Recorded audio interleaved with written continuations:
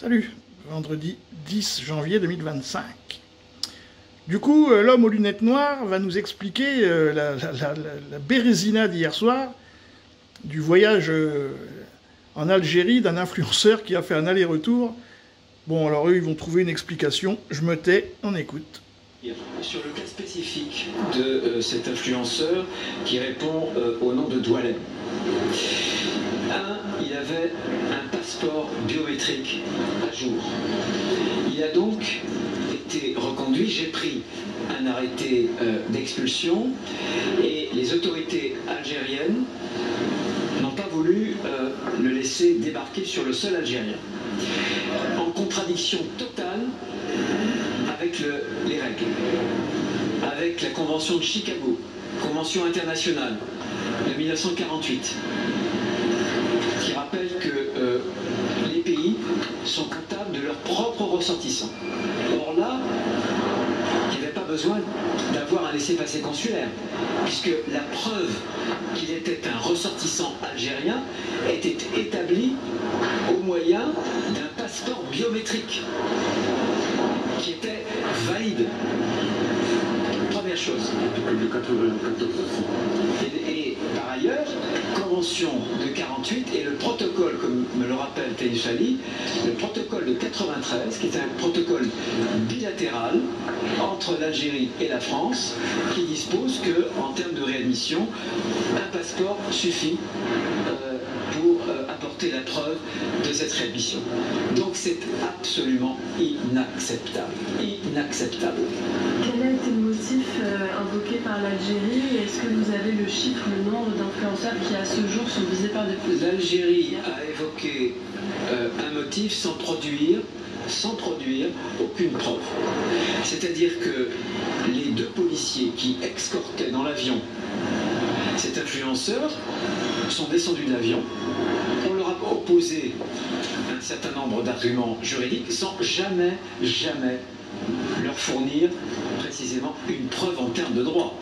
Et d'ailleurs, le droit, je vous parlais du droit international et du protocole qui régit les relations entre la France et l'Algérie, de ce point de vue-là, ils ont été incapables de produire la moindre preuve. Et donc, en l'état actuel de cette situation, c'est d'abord une demande légitime de la France de ce que l'Algérie a voulu faire.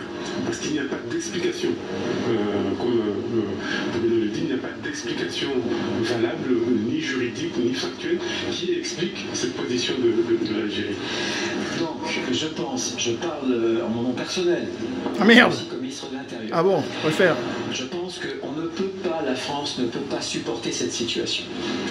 Et je pense que, en gardant notre sang-froid, mais notre détermination à défendre nos intérêts, on doit désormais évaluer tous les moyens qui sont à notre disposition. Je dis bien tous les moyens.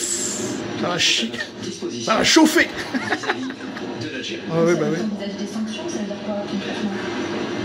Il y a un éventail de possibilités que je ne détaillerai pas ici, qui doivent être étudiées au plus haut niveau, bien sûr, gouvernement et président de la République.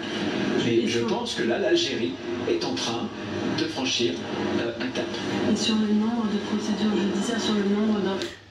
Bon, bah, dans un autre terme moins, moins technocratique, ça pourrait aussi dire nous déclarons la guerre à l'Algérie. Hein.